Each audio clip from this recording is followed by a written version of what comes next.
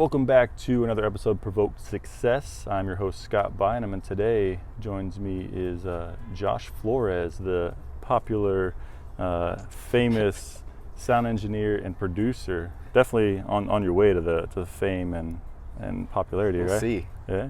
We'll see. Well, thanks for joining me, Josh. Yeah, of course. You and I have known each other recorded knowing each other for about 6 years, but we actually knew each other for probably 8, even though... Kind of. What I mean by that is we both went to school at Full Sail University in Orlando. Right. And played basketball with each other at LA Fitness, actually, like every other day. And then we both ended up graduating around the same time, moved to LA, and meeting each other at an alumni meetup, I guess, right? Yeah, it was just like a cocktail night meetup thing.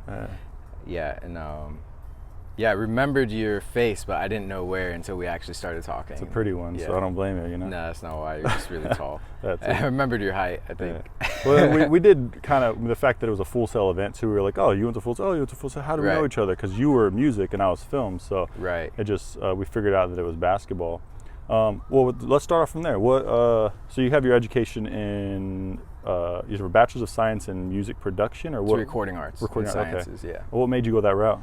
When I was in high school, I was like messing around with music, and then I started getting a couple of books and looking into how records were made. And there was this one book called The Mixing Engineer's Handbook, and it was talking about super nerdy stuff, but with like frequencies and like recording and getting good sonic quality out of recordings. And I grew up playing a few instruments, but wasn't a really great musician. So for me, when I was just having fun with my friends and recording, like I had the most fun trying to make everyone sound really good. And so when I saw that there was a degree in recording arts and sciences, that just kind of like clicked for me. And they also didn't have another option at that point, at Full Sail at least. Okay. Now they have a music production program, and I think they have another one as well, but at that time it was just the recording arts. Okay. Yeah.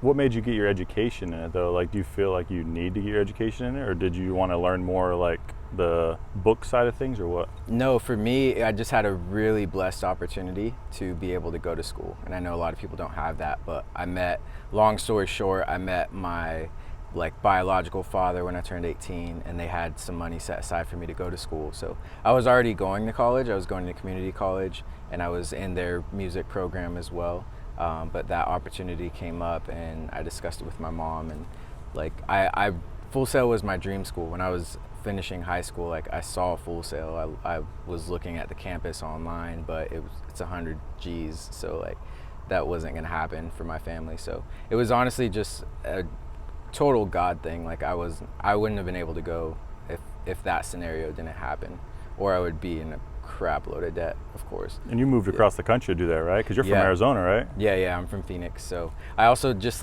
wanted to get away. Phoenix was home, obviously, because I grew up there, but I never really felt like I fit in, and I kind of felt a little bit out of place, especially in my town. So I just kind of jumped on that opportunity to leave and experience something new, and I don't regret it.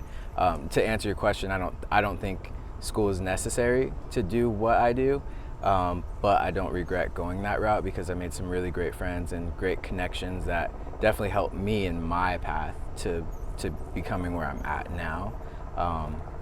But completely necessary, maybe not. Do you think it was necessary to get out of your hometown? I mean, you went from living in Phoenix, or born and raised in Phoenix, correct? Born and raised, right? Yeah. To going across country to get your education, to going back across country to Los Angeles to do your career, which is where we are now. I mean, to me, I feel like getting out of would any of this have been possible if you stayed where you were at? Yeah, that's a great question. So definitely, although school might not be necessary, the whole putting yourself out of your comfort zone was 1,000% necessary. That's honestly that's what I got the most of the whole situation was. I mean, moving to LA was a much easier decision for me because it's back to the West Coast, and I'm 6 hours away from my family, so that was an easier decision. But yeah, definitely, I would say you don't need to go to school, but you need to put yourself in an environment that is going to make you very uncomfortable every day, so that you can work and grow and grow and grow and become better.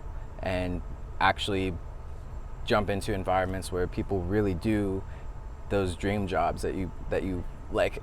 I feel like back home, especially in small towns, like what I wanted to do wasn't a realistic thing. I had counselors and school advisors telling me like, oh, well, music, isn't a real job. It's, it's kind of like, if you fall into it, you got lucky or something. It's like a lucky situation type of thing, which I don't fault any of those teachers. They didn't know any better.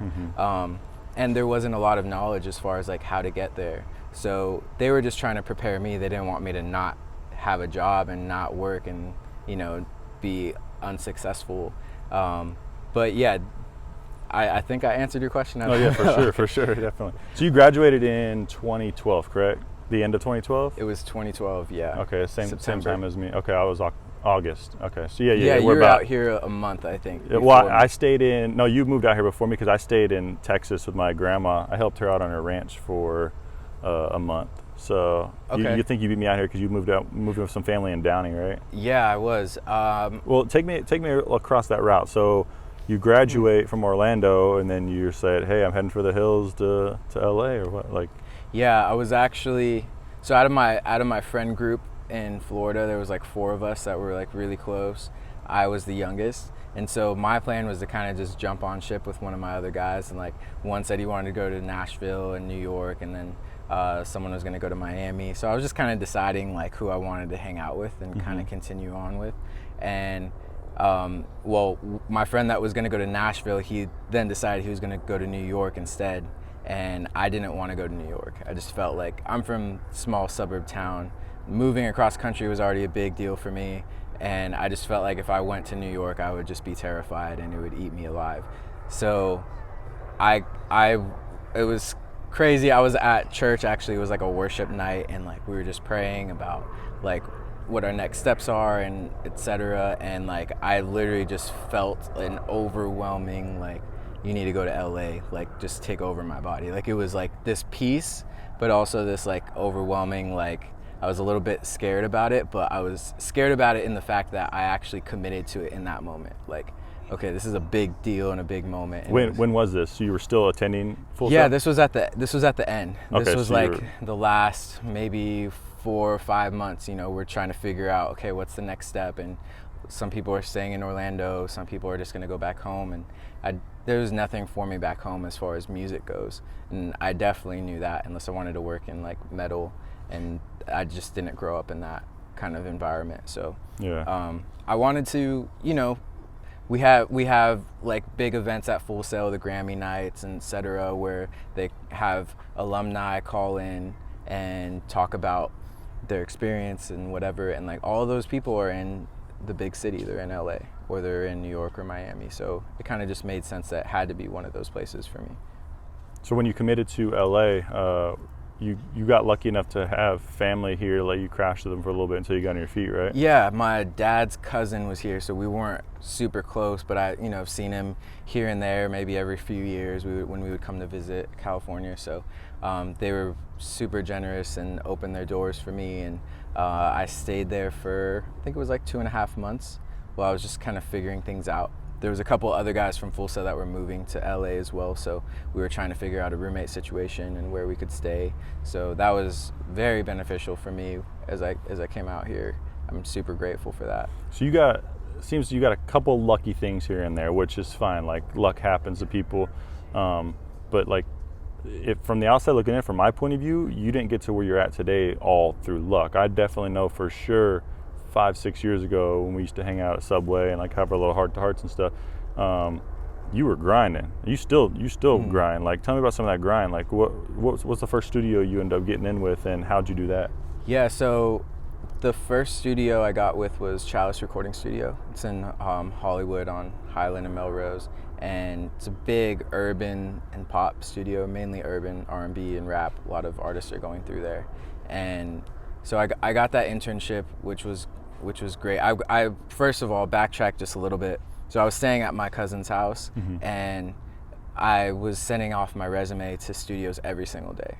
Any studio I could find, just any sort of information, any email, I was sending it off, waiting a couple of days, calling them, asking if they got my email with my resume, and then just doing the cycle over again. One of my instructors from Full Sail, actually, makes so much sense. He said that when they get your resume, if they print it out, it goes on the top of the pile.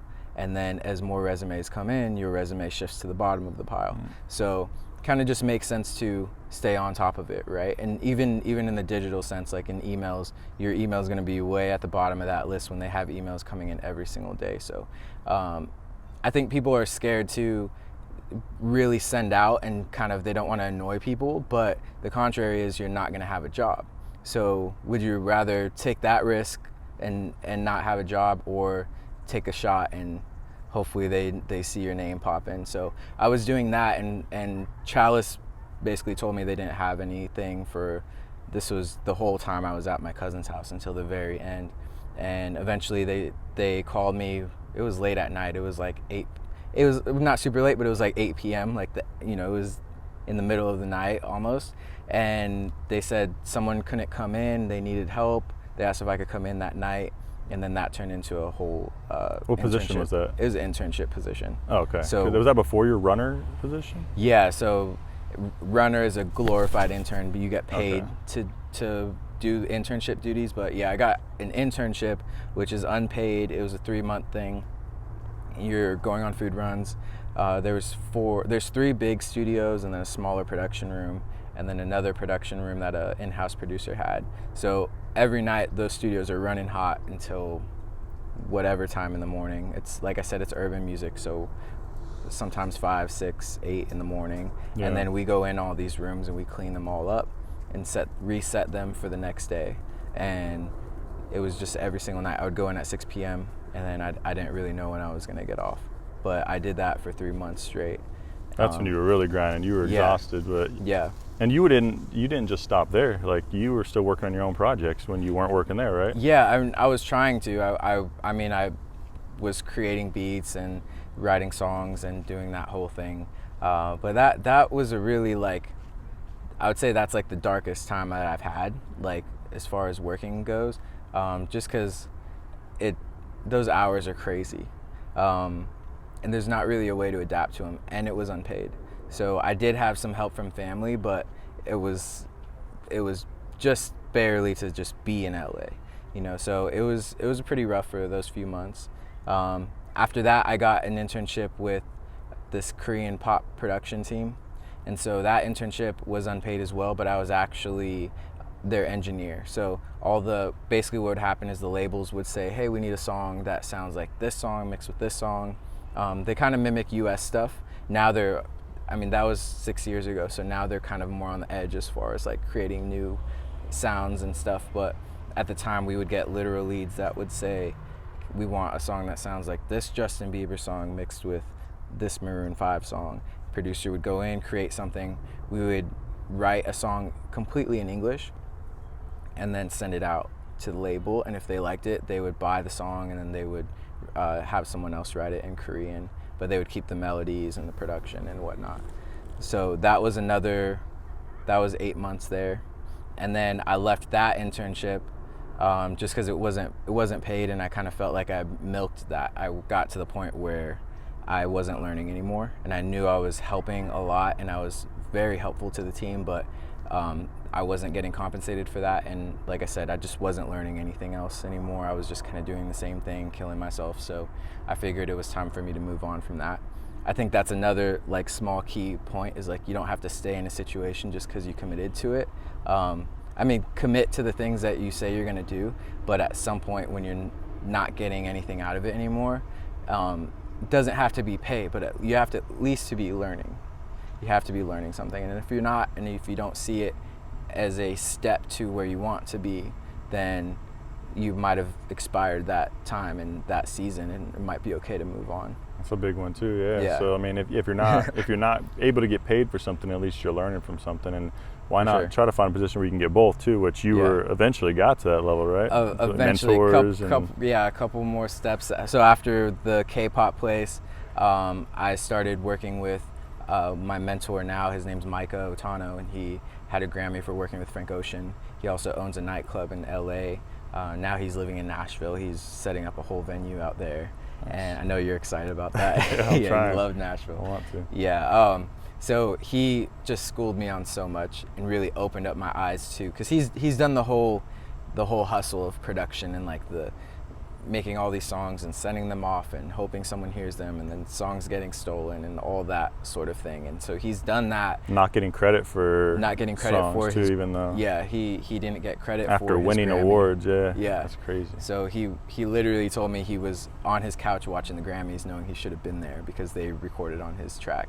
So eventually they figured that stuff out, luckily. But what Michael really did was he opened my eyes to just being open to other situations and ideas. So he was like trying to give me different gigs. Like I was assisting him, doing errands for him here and there. I would go over to the club for him, and I would set up lights and fog machines and do just anything and everything. I was helping him build a studio at his house, as well as we would have sessions, and then he would invite me to a session he was doing at Universal, or we would have sessions at the house once we started getting the studio going.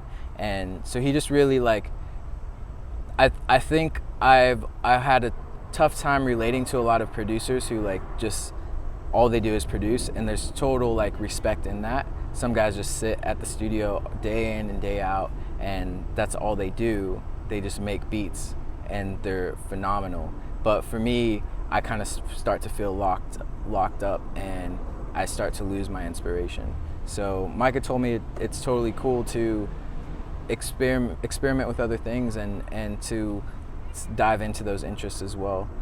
So I'm glad he opened me up to that, but I still loved the music at that point. So then I got an internship, I got a runner position at Chalice. They called me and said something opened up.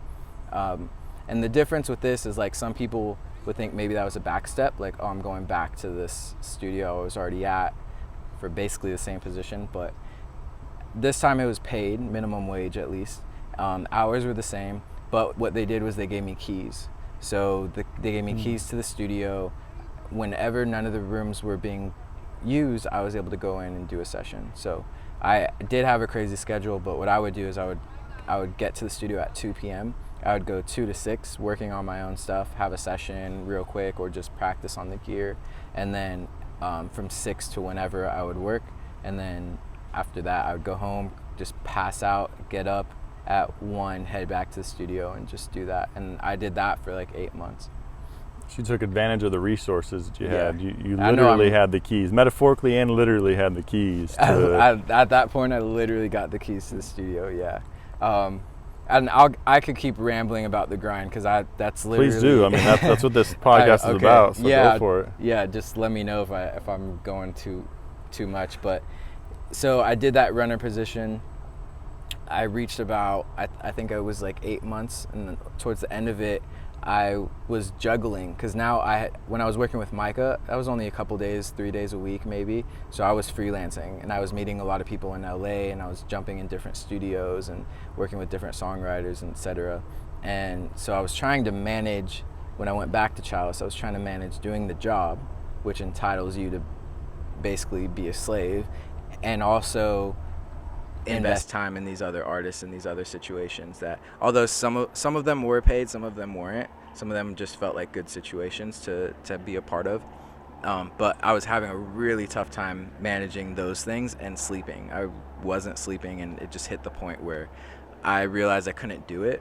And so I went and talked to the studio manager, and I let her know, like, hey, I have these other things going on. I don't think I'm really going to be able to continue doing this position, but I'm extremely grateful for it, and I'm very thankful that you guys let me use the studio, and etc.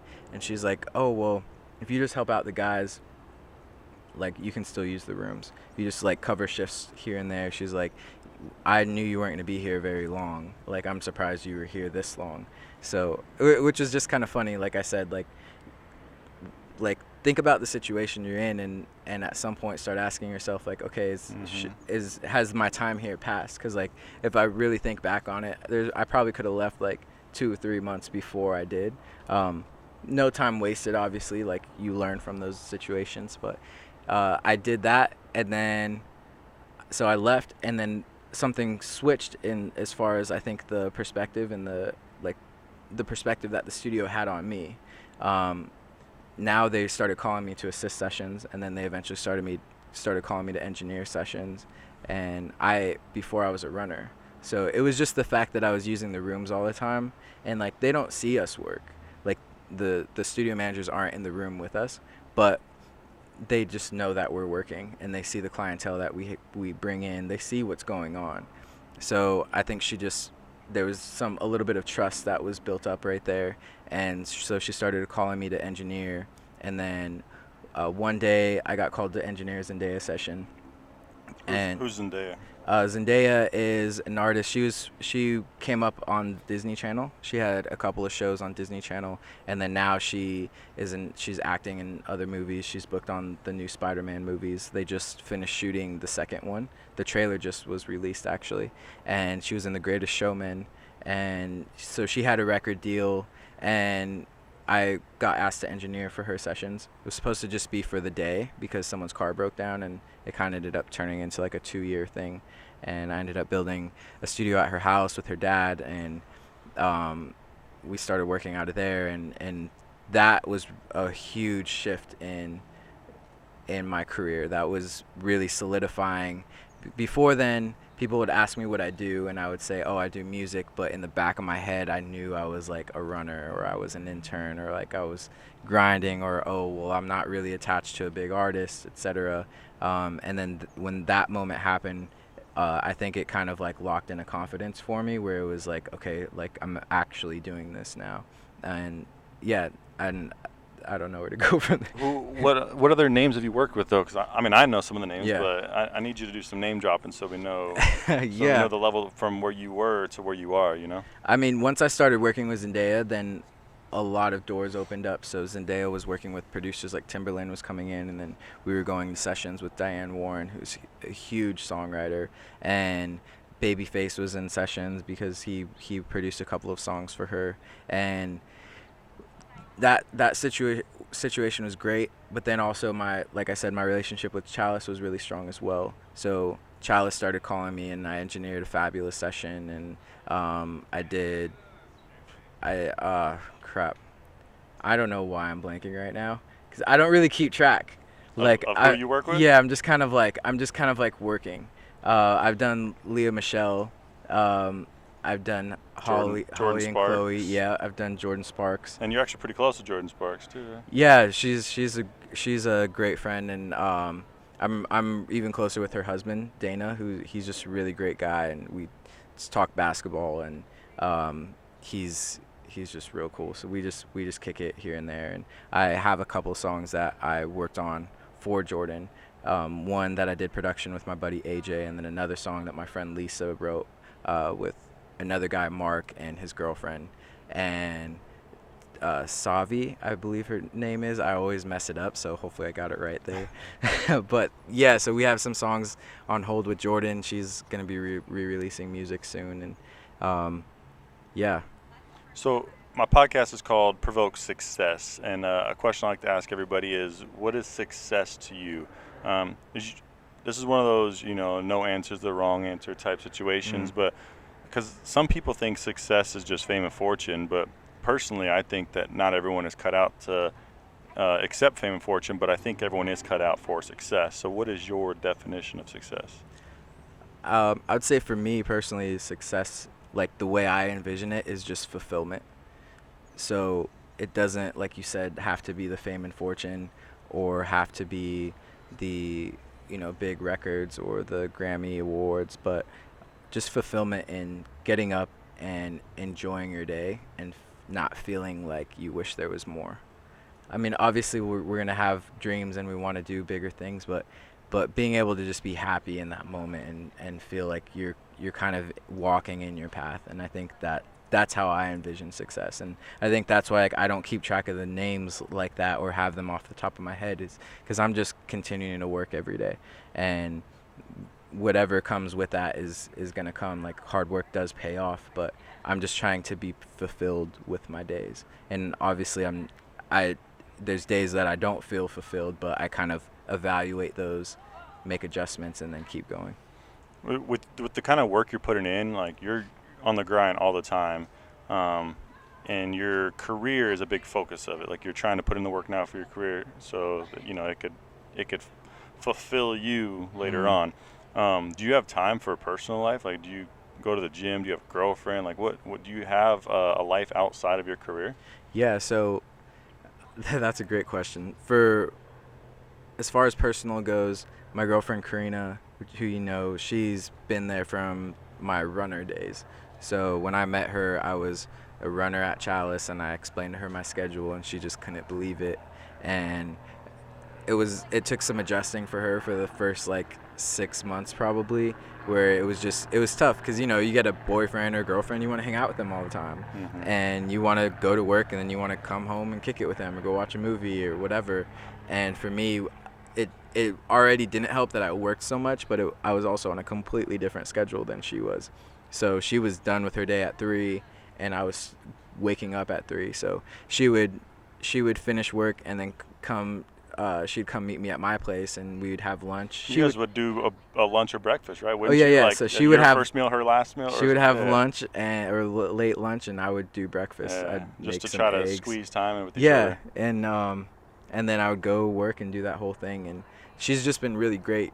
It took some time, but I was able to kind of teach her like how it works and how the grind works, and she understands like there's some situations that aren't paid up front that on the back end will pay, or there's some situations I just gotta drop everything I'm doing right now and I gotta go. And she's been really, really great as far as that goes. And as far as like other things, I would say within the last year I made some big adjustments where I realized I was killing myself. I wasn't eating properly. I was eating maybe once, maybe twice a day. And when I'm saying like I'm only eating because I'm genuinely like starving, like my stomach is hurting, like I feel like I'm gonna pass out, just because I'm forgetting to eat, and there's no one that's gonna stop me, like be like, hey, you need to eat. A lot of times I'm doing session, but then I'm also working by myself, like editing and mixing, etc. So I was doing that a lot, and I wasn't sleeping like maybe 3-4 hours, like for the span of like 2 years. Just because I felt like I was wasting time if I was. And I kind of got it locked in my head that I was being productive. Like I was still operating and, I can operate like that. But this was like at the end of year before last. One of my other mentors, Ross Lara, he's a great producer and friend. And he came to visit and he was like, bro, like, you don't look very well. You look pretty like crappy right now. And I was like, I almost like started crying. Yeah, I almost started crying because I felt it. Like I just felt like a zombie. So I started making adjustments, and the last year I was just making sure I sleep, and if I get home late, I'll set my alarm to at least 6 hours. It doesn't matter what time it is. Like most of my days I don't need to be up at a certain time. My sessions will be later in the afternoon or in the evening. So if I have a really late night, what I used to do is get up. Like I would go do the session, I would get up 3 hours later. But now I make sure I'm sleeping at least 6. And that's been a game changer. And then I started implementing the gym back into at Full Sail I used to go to the gym all the time, but we had so much time over there. So I started implementing that into my routine, and that's just like first, like get up, I do a little devotional, eat breakfast, and then once that settles a little bit, then I just go straight to the gym before I do anything else, because otherwise I won't do it.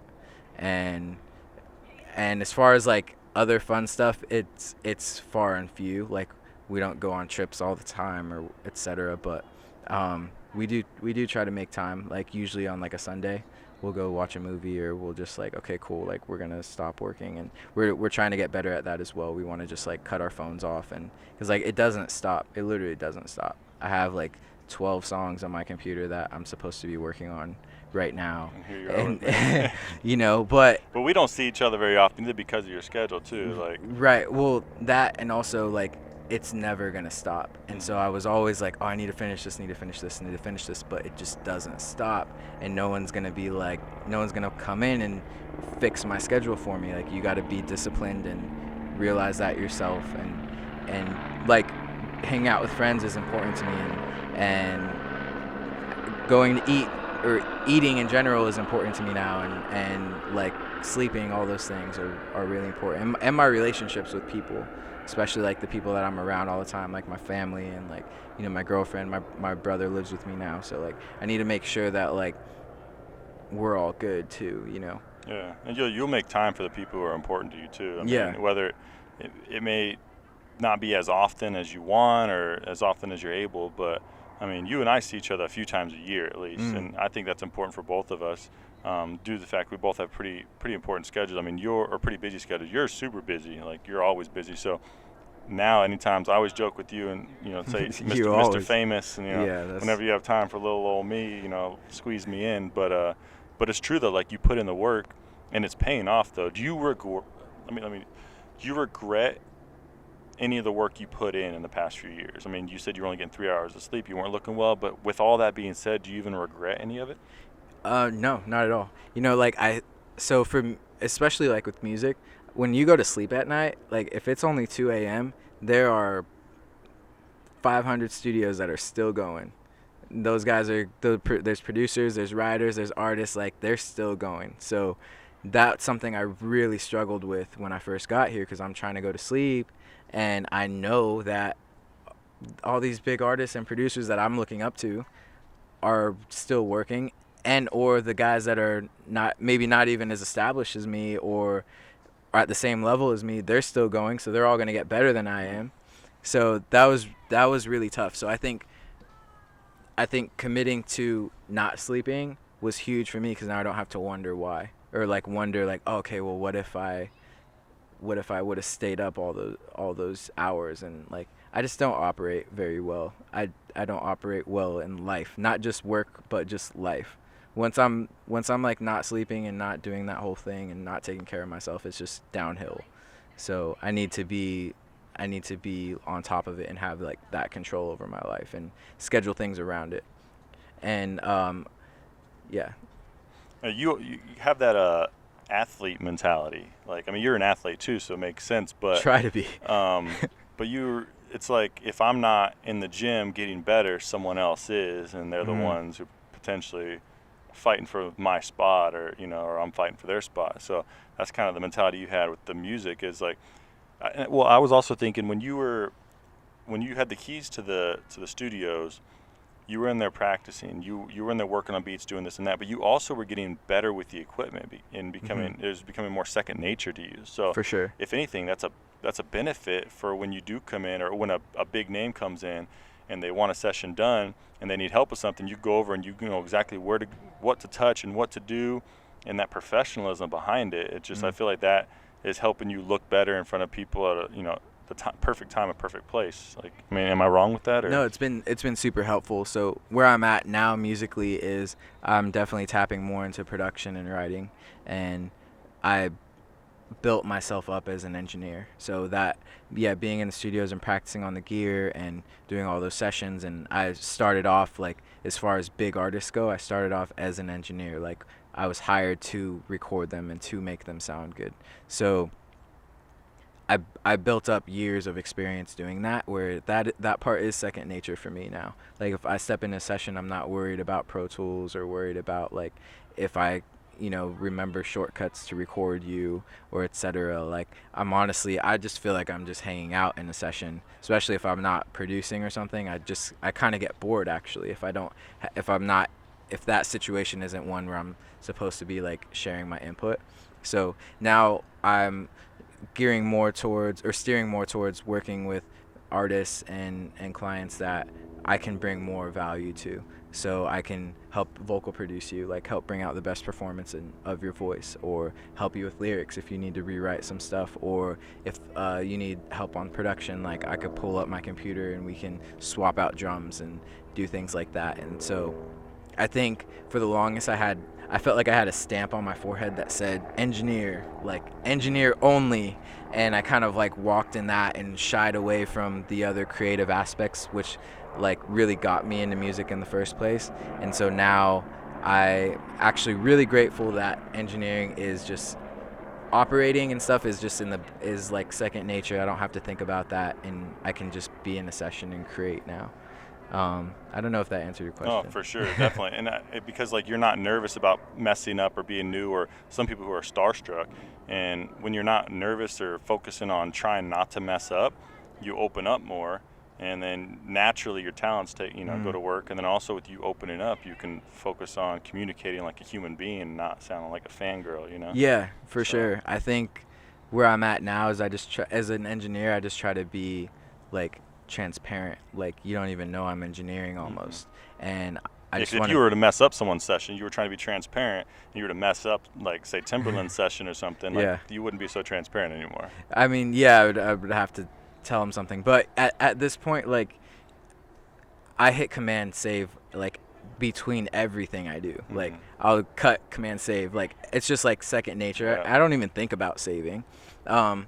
So, over time, you learn how to prevent a lot of errors as well. I've made a lot of errors in the past, but you learn how to like avoid those things as well, and just have safety precautions. Backing up your session, especially a big session, right after you record it is a great idea. I almost lost one time after we recorded all day. I needed to send the session to the label because they needed to mix it because it was supposed to go in a movie, and I renamed the session when I put it on my computer, and so when I opened it up, all the audio files were gone because it didn't know where it was going. All the cap scratch stuff. Yeah, so I had to. I literally was there for like 5 hours, and like I kid you not, I worked all day, so I was in my studio and I was passing out. Like I wasn't even passing out. I was waking up. Like I didn't feel like I was falling asleep. I just remember I kept waking up like at my laptop, like as I'm trying to figure this stuff out. That's how tired I was. But yeah, that won't happen again. No, that's awesome. You do those things and then you learn from them, and yeah. So you answered what success was to you. Would you define yourself as successful? Would you say that you were successful? I think by other people's definitions. No, by your definition. Yeah. I'm very hard on myself as well. So I'm definitely proud of like the things that I've accomplished thus far, but I'm nowhere near where I like want to be yet. And so I would say I've created success, and I have created fulfillment along the way. I think by other people's definition, some would say definitely and some would say no, because some people are like, if we're talking to someone who's in Full Sail, like they would, if I could switch spots with them, they would do it in an instant heartbeat, But if we're talking someone who only cares about Grammys, then yeah, I'm not successul yet. Well, so I think it depends. You also got something important that I'm trying to show is success is not a negative thing. Like there's nothing bad about success, and then everyone has their own definitions of success, like we mentioned. So I think some people feel it's like talking about money. Like, I don't really want to, like, even if you're doing really well, it's like, I don't really want to talk about my money. Like, it's not, you shouldn't be ashamed to say you're successful. And that's the way I feel, or even just like hesitant about it. And you're not the first person to feel that way. Like, maybe other people might feel I am or I'm not. I feel like I might be there, but I'm not stopping. Like, I'm not done yet. And that's fine. That's how it should be. I think everyone should continue to push for success. Yeah. But I think it's important to know that success isn't negative. It's not negative to have it. It's not negative to talk about it. And that's what we're here for. We're here to provoke it. We're here to put it out there and say, go for it. Like, if you're not forced to go for it, if you're not provoked, then you think it's just going to come naturally. You're wrong, So right. I guess that's my little rant. Is it's not a negative thing, and that's my biggest thing is I want people to be successful. I want people to be proud of being successful, and I'm a big fan of you're a reflection of the people you hang out with. For sure. And I think if you hang out with trashy people, you can be a trashy person. If you hang out with people who feel that they're successful, it's just going to motivate you to, if you don't feel like you're successful yet, at least to be there, at least to go for it. So I'm going to add to that. If you only hang out with yourself, then you plateau. Yeah. There's nowhere to go. You're not learning from anyone.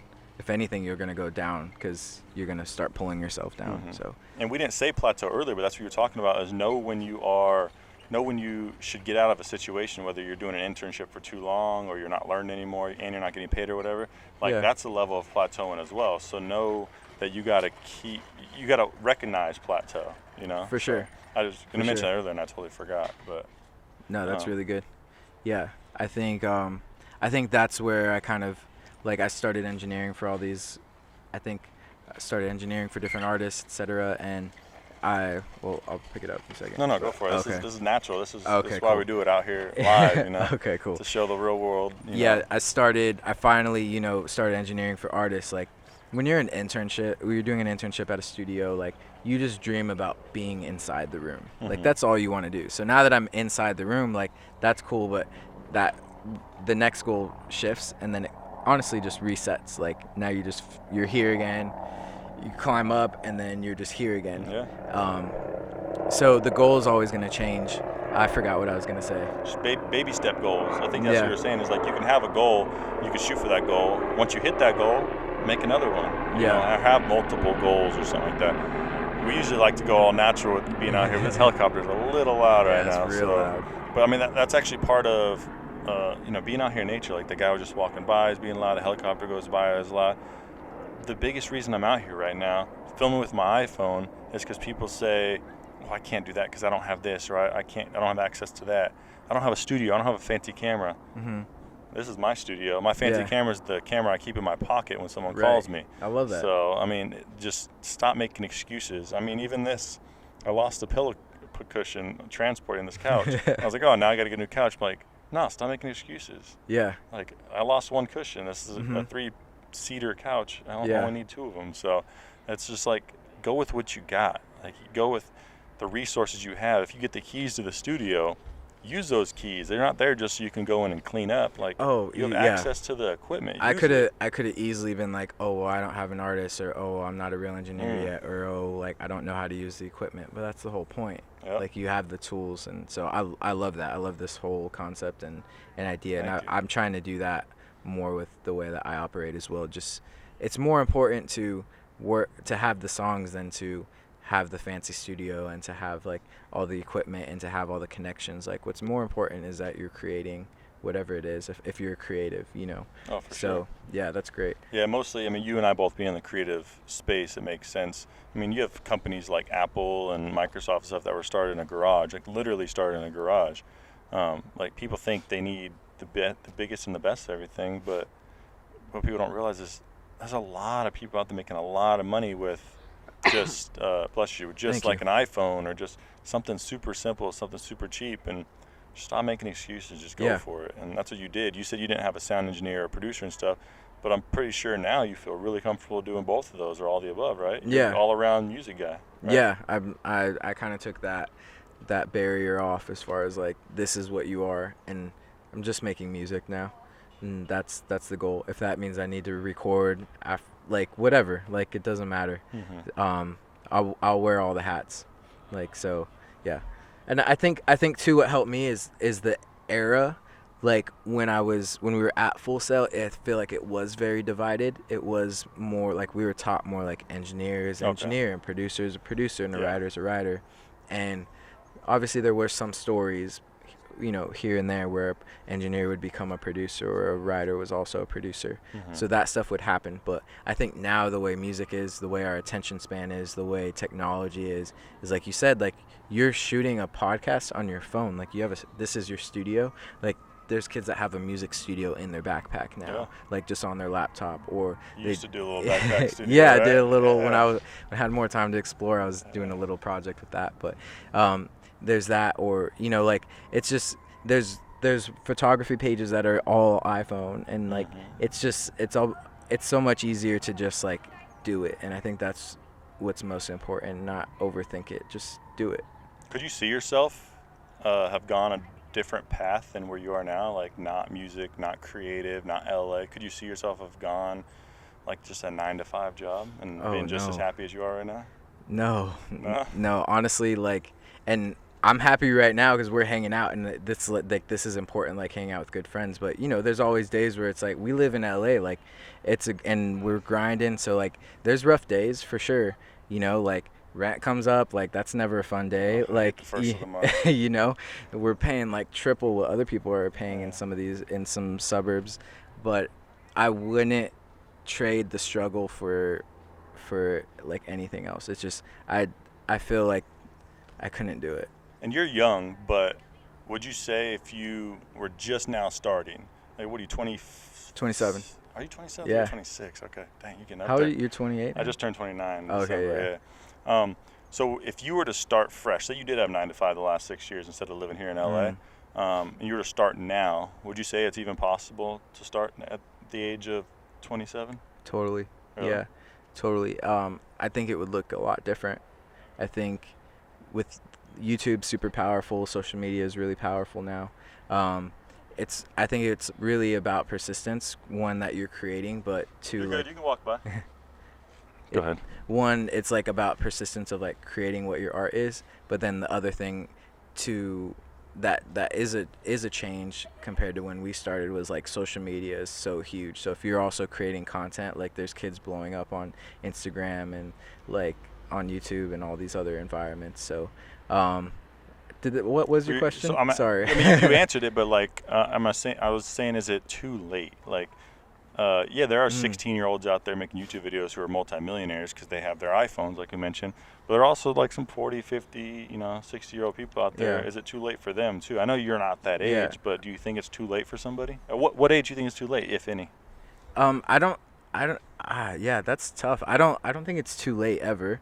I mean, is it too early it might be too early to give up. Like, and so if you like can gauge that, obviously you might have responsibilities now. If you're older, you might have some kids and you might have a mortgage and etc. But like, do you need the mortgage?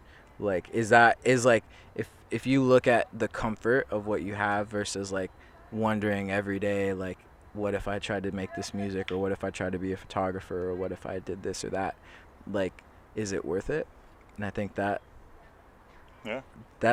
how I feel about it. And then also people can do this on the side too. Like a lot of people's passions they want to do. If someone does want to do that, photography or do podcasts or whatever, like I still have my main job, you still have your main jobs, and you still do stuff on the side. I mean, like you don't have to fully drop everything. Still be a responsible adult.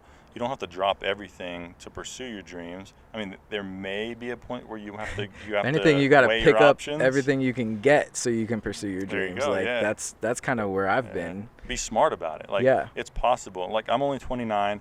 I can't say what it's like to be a 50-year-old aspiring to be an astronaut. Like, be realistic, but also don't think that things are out of reach just because either someone says they are or you haven't seen a movie where someone's done it yet or something like that. Like, just go for it. Like, I mean, my podcast Zero explains my setup. It explains what I'm doing. It explains how I'm shooting with an iPhone. I have a used couch that I was picked up from a buddy of mine, and like, I'm here. I'm getting advice from people, for people, who've been successful, who want to be successful, and just, I don't know. This is my middle ground. This is something I'm doing on the side that I feel like adds to my success. And it fulfills me. Exactly. It doesn't matter if this doesn't make money. Exactly. Ideally, it'd be awesome. But of course, I've but lost money doing this so far. Of course, but like you're having fun, and like that's what fulfills your day, and like so that's what I'm chasing. Yeah. That's awesome. I love that. I appreciate it. Well, you did kind of give a little advice to just people listening or watching. What would you say it takes to get to your level, or either to get to where you are, either to get to where you've been, or either to get to where you see yourself one day? Like, what does it take for people to get there? I think just get out the door. Get up off the couch. Just get out the door. Like if you have to hardwire yourself, we all know ourselves. We know, I'm gonna go to the gym on Monday. Bro, you're not going to the gym. Like we know these things about ourselves, but we keep saying it, and then our word doesn't mean anything anymore. So we need to, like, if you want to do something different, you have to make a very visual, conscious, whatever it is, obnoxious shift. So yeah, like if you're not going to the gym, freaking put your gym clothes in front of your door so that you have to literally pick them up and move them. Or you feel bad for walking over them. Yeah, you feel lazy, like exactly. I'm just gonna slide them to the side. And don't even. And I think like I was listening to this really cool podcast. It was the Provoked Success. Yeah, oh, okay. that one. Yeah. This other one called The Art of Manliness. Okay. And it had a guy on there. I forgot his name, but he was talking about habits. He has a book called like Atomic Habits or something like that. Him, yeah. Yeah. So that book, he was talking about how we overwhelm ourselves with. I need to be in the gym with all those people and sweat and this and that, and I need to lose, 100 pounds. Like, we overwhelm ourselves with all these things when really, like, just focus on putting your gym clothes on and getting out the door, because that's gonna lead to the next step, which is gonna lead to everything else. But like, the hardest thing to get to is just doing that step. But it's also like, once you do it, the rest just kind of flows. So if you can figure out how to like streamline some situations, like, that might help. That helps me. Get started. Like, take that first step. People think. Try it out. Like this. Like, what if you don't even use these first 3 episodes because you're practicing, but you have to practice, or you have to write bad songs, or you have to do those sessions that you're unsure if you're gonna like, working at that studio or whatever. You have to try things. Yeah. We have to be uncomfortable. Otherwise, like, we're just gonna be chilling. Yeah, and you become more comfortable with it. Like the example we used when you had the keys and the Pro Tools and all that stuff. It's like, I'm pretty sure the first time you got in that studio and worked with that equipment, you were nowhere near as comfortable and confident as you are now when you get in front of all that stuff, right? Oh, yeah. But you've been in front of it dozens, if not hundreds of times, right? Yeah. Oh, in the past 6 years, I hope hundreds of times. Yeah. But I mean, it's been a good amount of times at this point. Yeah. And what's funny is, like, now, if I get booked by a label and we do a session, like, there's someone to do that stuff for me. Mm-hmm. So I just kind of even more so get to just focus on being present in the session. But like, if I need to rewire some stuff, like, I could do that as well. So and you're never too good to start from the bottom either. Like, it's not derogatory to start from the bottom to work your way up. Right. The CEO of the company probably was an intern at some point or something. For sure. So it's not a bad thing. And plus, you learn it from the ground up. You get more respect throughout the process, throughout the ladder climb. So I think that's where I see you at least. Thanks, bro. Yeah, for sure. I mean, higher than a CEO, whatever that is in the. Well, what was that? What's your end goal? When do you see yourself? This is kind of a tricky question. When do you see yourself stopping? I think stopping. I don't plan on stopping, but I definitely, where I'm at now is I've readjusted, and I'm like, when you were talking about the grind earlier, like, I wanted to actually tap in. I forgot to, but like, the grind's gonna look different in different seasons, right? So like, when I was freelancing, I was Ubering my ass off. Yeah. Like, Forgot about that. I was waking up hella early. Yeah. I was doing Ubers, and then I would like go to a session, and like, sometimes I didn't get paid, sometimes I did, sometimes they paid me in food, whatever. But I needed that flexibility. I needed to be able to not be committed, but I also needed to have money for bills, Yeah. And then, like, now where I'm at is I'm actually taking less gigs that take up a lot of my time and that are huge time commitments, and I'm taking on more flexible gigs that I can do remotely or etc. or in my own time, and I want to invest funds into creating my own situations as well. So the grind's gonna always look different, but I think that, to answer your next question about if I'm gonna stop, it doesn't stop. I like it. Yeah, it doesn't stop. And in your career, I mean, you can go for almost for forever, right? Yeah, it's a skill. It's not necessarily a physical, like, like a basketball player, football player who I'm gonna play until I'm 95. Like, no, like, be realistic. Yeah, you can go forever if you keep adapting. Yeah. Music's gonna change. There's a lot of producers or musicians that are like, oh, these new kids, like, that's not music. Like, no, it is. Yeah. It is. Like, it's not what you grew up on. Like, melodies are different, lyrics are different, but it's still music, and that's, especially, like, be aware of, like, what's selling, because if that's what's selling right now, then you want to, like, it's one thing to do music, but if you want to do music business, like, you need to understand where the business is happening. Like, otherwise you go ahead, like, there's nothing wrong with, like, just writing your own songs in your room, but, like, if they sound dated, then it's not going to be easy to sell them. Yeah, so, like, know do research is what you're saying. Like, do homework. Don't just pop a computer up and then start going to work. Like, do that, but be smart about it. Get the mental side of things. Get the skillful side of things. Like, networking is huge in both of our industries. I mean, if you don't network, you don't really get by. So if you're a timid person, go in front of the mirror and have conversations like you're approaching somebody. I don't know if you. That's great advice. I got to do that. Yeah. Yeah. You're not timid though. I mean, I'm a lot better than I was when I first moved to LA. Like, I was super shy and nervous before. I still don't like meeting new people. Like, I gotta force myself to go say like hello sometimes, and then it's fine. I could talk to anyone, but it's like that initial like meeting someone is always so tough. I love it. I love. Yeah, I don't love it. I despise it. When I first moved to LA, around the same time as you, my roommate and I moved into a house in East LA, not a safe neighborhood, right? Boyle Heights actually, and we didn't have internet yet. So what we did was go to Starbucks, get on our laptops, do the same thing as you. I put out 300 resumes a day, just pumping them to places, right? And when we were using the Starbucks Wi-Fi, I always saw in movies that like everyone goes to these coffee shops who are in the industry or aspiring this or even successful people. Oh yeah. And I would just eavesdrop in people's conversations. And so many times I hear people in the industry. I remember one particular guy sitting next to me was talking about the script for the show 24. And I found out he was the writer for the show 24.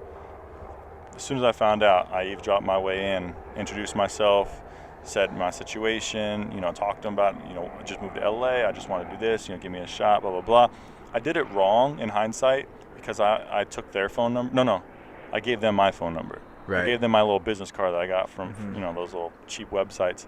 And I gave my phone number, said, hey, I'd love to hear from you. Just, shoot me an email or a call if you need me, blah, blah, blah. Yeah. Never heard back from anybody. Yeah. But the idea was there. I just naturally went up to people and started trying to network. In hindsight, I realized you need their number so you can provoke them, right? So you can annoy them and stay on top, keep your resume on top of the pile. But I think that helped get me to where I'm at today, too, because I would just talk to people, talk. Like, I would literally eavesdrop in the conversation, find something that I could fit in on, and be like, oh, man, Seattle, I used to live there. I didn't know you went to Seattle, whatever. Right. You start talking about stuff. And, I mean, sometimes that's needed in our industry. You got to step out of your comfort zone. Yeah, I mean that's great. I would say I have not been very great at networking, even though I know how important it is. You know a lot of people though. How's that happen? As far as initiating the network, okay. I don't. I mean, if we look through your Rolodex right now, you have some pretty important people in your phone. So you definitely have the networks. You're just saying you're not the one to start them off. Yeah, I think so. So you're the big dog. I'm never like I'm very rarely in a situation, aside from maybe the first year I lived in LA, where I was like, I need to go network today, or like I'm going to this networking event. Like, which we only did a couple of those Full Sail network events. They were kind of boring. But yes, over time I have built some people into my network that have helped expand, and when you meet good people, I feel like it just kind of keeps rolling. Good people connect with good people, and then look out for you. They'll look out for you. They'll introduce you to good people. Like, most of my gigs that I get, I don't look for. Like, I get a call or a text like, hey, can we do a session? Like, hey, do you know how to do this, etc. So or hey, I have a friend who is doing this, or I just met this person. So the network is important. The networking and how you go about it, it can depend. Vary, I agree with that for sure. If you're not meeting anyone though, and you don't know anyone, then like you need to make a change. But I think if you aren't networking, you at least need to be in an environment where the possibilities are there. Like if I just came out and I only worked at Starbucks and I never tried to get an internship at an actual recording studio, I wouldn't have got cool with the studio manager, would have never met Zendaya, wouldn't have a room at the studio that I started at. I wanted you to talk about that a little bit, how you end up, you have your own room. Yeah. You're the only person with those keys besides the studio manager, right? Yeah, so I think it was like a little over a year ago, a room opened up, and it's just like a small mix and writing room. And it's not just a small mix, like a lot of important songs have been written in that facility, and you have a room in that facility, so don't brush it off. Oh yeah, I mean, it's a small room, but I do appreciate that. that room opened up. Studio manager told me about it, and so I was able to slide in there. So yeah, I pay rent to be in that room, and then I also just have a great relationship with the studio. So I'll jump in. She'll throw me on sessions, or I operate with other studios where I could book a room, etc. So I will usually record vocals in another room that has a vocal booth, and then after that, like if me and you did a song, like I would then have that song for weeks where I'm like working on it and working on production, editing, and doing all that sort of stuff, mixing. So a lot of the times I'm working by myself, and that's what I utilize my room for. Yeah. That's awesome. So you're at a level now where, like when you start freelancing, I guess, or most people start freelancing, when you first get started, you're kind of at a point where you'll take any work you can get. But you're at a level now where you can turn down work if it doesn't fit your schedule, fit your style, fit your pricing. Like, you're at that level. But you also, I asked when's it going to stop for you, and I knew your answer, which is why I asked that. But I want to know where you see yourself, like the typical. Where do you see yourself in 5 to 10 years? Like, what's that ideal? Where's J Flow going to be in 5 or 10 years? It's great. 5 or 10 years, I want to just be writing songs. So I like I said, I don't think about engineering anymore. So if I'm recording the songs that I'm working on, that's fine. I'm not worried about that. But I would love to just be writing songs, and I'm working on some things and projects that will hopefully set up that situation for me. And it might not look like exactly what other people envision that to be, but it's something that I know is going to be fulfilling for me. So that's what I'm after right now. And then, I mean, obviously the whole life thing, like being married, and we'll see, maybe, I mean, 5 years from now. Yeah, being married. I thought you were saying you're married already. No, I mean, whoa, 5 years. Okay. Yeah. Like head in that direction, and maybe a kid, I don't know. Like, I mean, I can't imagine having a kid right now. All here in LA? You're staying here in LA in 5 to 10 years? That's a great question. You feel like you have to be here in LA? I would say at least for 5 years, yeah. Okay, for you. But do they have to come to LA to be successful? Like, is this the only place people can find success? I would say it depends on what you want to do. Okay. Yeah. All right. That's fair. But like, if someone wanted to own their own business, like, I want to do this little startup, I have to move to LA to make it happen. No, it's probably better that you don't move to LA. Stay out of LA, everybody. Yeah. We have too many people here already. But if you want to be a major label songwriter, or a songwriter writing for really big artists, or if you want to be in movies. You know what? I think we're on different pages with that one, and I think it's fine that we are, because let's argue about that. The only other podcast I actually listen to like all the time is Dave Ramsey, the financial guru. Right. And he's based out of Nashville. Yeah. And he always tells stories about people saying, "Oh, you'll never make your radio podcast, your radio show, your podcast. None of that stuff's going to work because you're not in New York or LA where everyone else is." And right now he's the he's the third most subscribed to podcast of all time. Not just sports, not just finance, not just news. Like, of all time, he's the third most with like 15 million listeners. He's based out of Nashville. Yeah. And people say he started off doing radio, just 9 to 5 or whatever the radio times are during the day, and he just did not want to move to New York or LA. Stayed in Nashville, and he's super successful. So I mean, it's possible. Yeah. Are you fighting the odds? Yes. Yeah. Okay. We can. By coming to LA to do acting or singing, it's going to be a little more successful than if you move to like North Dakota or something. Like, I get it. Fighting the odds was key. I think you are going to be. If you want to be a rapper and you live in the middle of... Just quit now. No. If you live in the middle of nowhere where that's not a real thing, and people don't view that as a real thing, it's going to be tough. It's going to be a lot tough. We have social media now, too, to help with that kind of stuff, we do, too. So we have SoundCloud. So and you need to be willing to... Oh, what's that one? Who's that new white rapper? White Russ? Iverson? Oh, Post Malone? Post Malone. He started off with SoundCloud, right? Yeah, I mean, a lot of these guys do. And that's great. But, I don't know where Post is from, but I just imagine a lot of these kids, they are fighting the odds. And so you have to be aware of that. Like, Post was recording songs every day regardless of what everyone else thought. Yeah. And so if you're going to be back home and you're not going to be in an environment where it's considered like a real thing, then you need to be aware of that, and don't let that stop you from still creating. Like you got to be on it. Yeah. That's another thing too. Just stop listening to the negativity of other people. Like another thing that Dave Ramsey always talks about is you won't go to like a fat person for fitness advice. You know, you don't go to poor people for finance advice.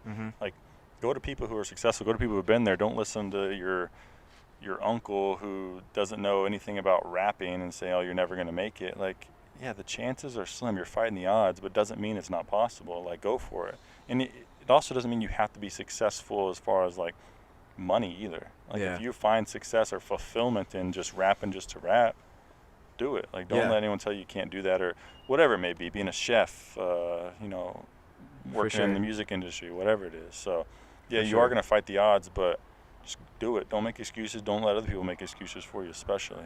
Yeah. So. No, that's good. It's my little end rant again.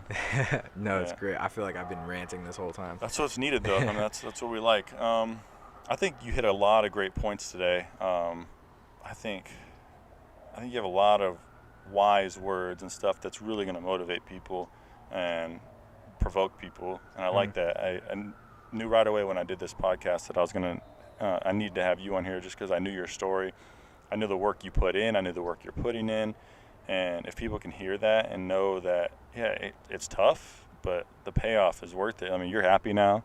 You live in a nice apartment. You have your car. You have a girlfriend. You're eating every night. You're sleeping every night. Like you're living life. Oh, you have your little dog Gibson, right? Yeah. I don't think I met your dog yet, even though it's been a while. Yeah.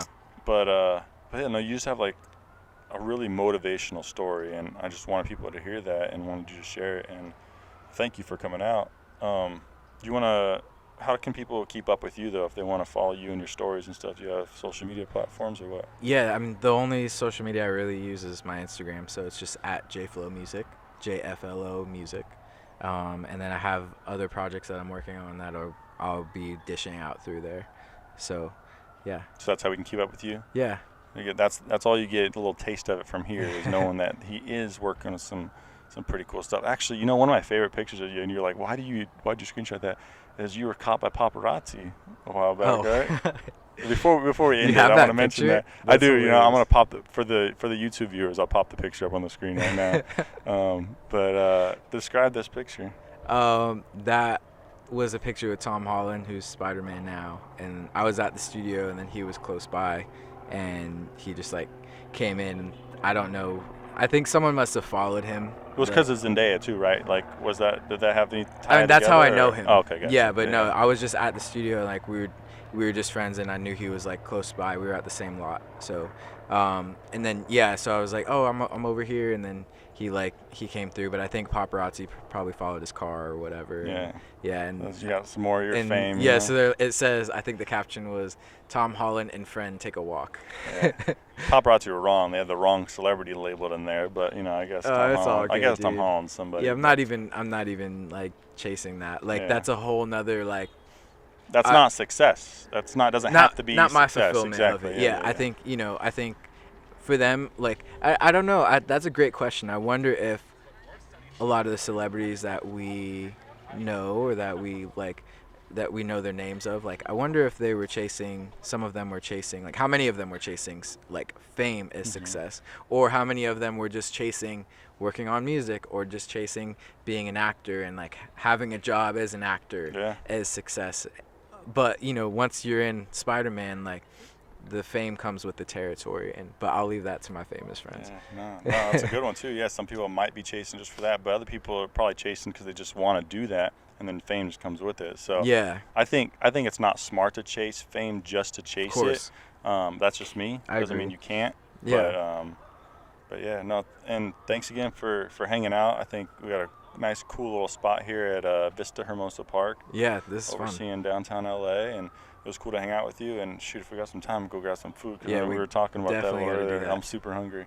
Hungry for success as well, ladies and gentlemen. Hey, I like that. Yeah. All right, this has been another episode of Provoked Success with Scott Bynum and my special guest, Josh Florez, a.k.a. J Flow. Thanks for joining me, and see you guys next time. Thanks for having me, dude.